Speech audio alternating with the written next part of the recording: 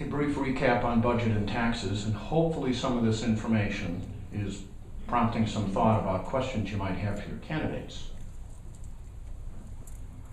This first chart was provided to you on the meeting on the 13th. The blue line represents the actual budget in the village of Ridgefield. I have another chart, of course, that has the actual dollar amounts, but I didn't think that that was a complete and fair picture of what's going on. So we took that data and we projected it forward based on a percentage in terms of growth. But that still doesn't tell you very much. We then went back and got the pink line on the bottom, which is data from the census, and that gives you a perspective of the amount of population growth we've had in the village of Ridgefield over the last 12 years. The yellow line in the center is a consumer price index derived directly from the federal government, which gives you a perspective of inflation over the same period. So you can see from our budget growth, it really doesn't correlate very well to the population growth, nor does it correlate very well to the inflation rate. The reserve fund has been getting a fair amount of attention lately, and we think it should. This chart is the year-end balance of the reserve fund for every year from 2001 through 2012. Now I will note that 2012's numbers are not yet available as audited numbers, so this is an estimate by our village administrator, and I've learned over the years when he gives me an estimate it's pretty darn good. So I think that's a good number. Nevertheless, the trend and where it's headed and going and the amount of money is pretty concerning.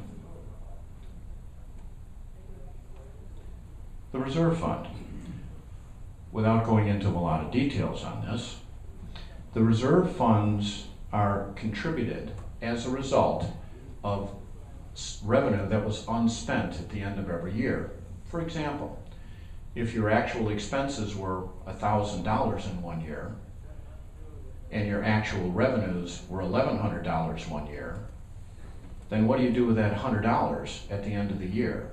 That $100 in the village of Ridgefield goes into the reserve funds. Not every community does that. Some communities just roll that over as part of their revenue base for the next year. In Ridgefield, they put it in the reserve fund. We know that from conversation with neighboring communities, that they generally strive to maintain 20 to 30% of their budget in the reserve fund. It is appropriate to have a reserve fund. It is appropriate to have that cushion for an emergency. However, Ridgefield has 64% of its budget in the reserve fund.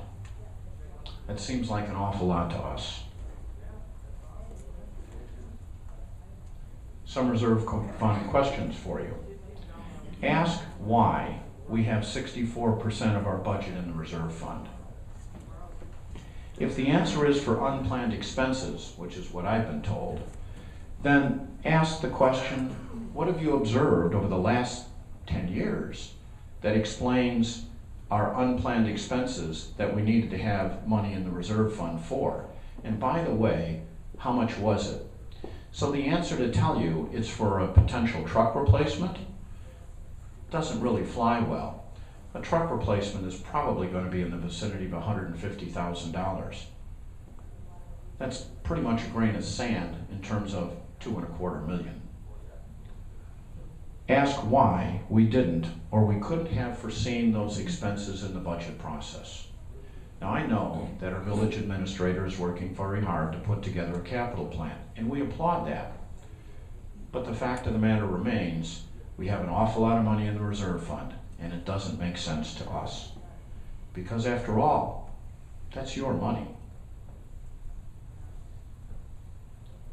As an example, in the 2011 year, we had budgeted to withdraw $266,000 from the reserve fund.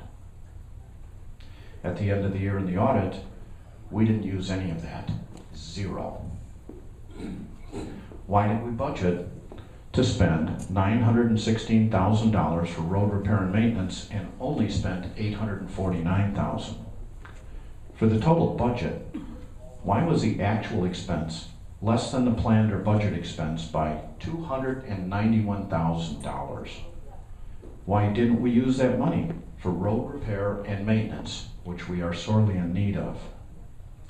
What is the rationale for asking for a 50% increase in taxes for road repair and maintenance when we don't even spend all the money that we have allocated for it, and we don't use extra funds that we could have deployed to it?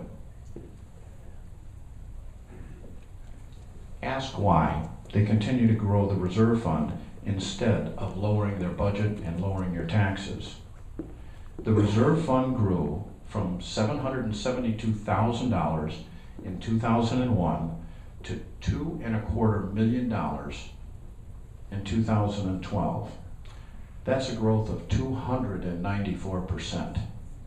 What is all this money, your money, for? Now, thank you for listening to all of that. It's with great pleasure that we now introduce the candidates to you. And they will, if I can get you guys up here, they will at this time go through a brief introduction of their background, why they're running, whatever it is they want to share with you about themselves. I can't wait to see myself.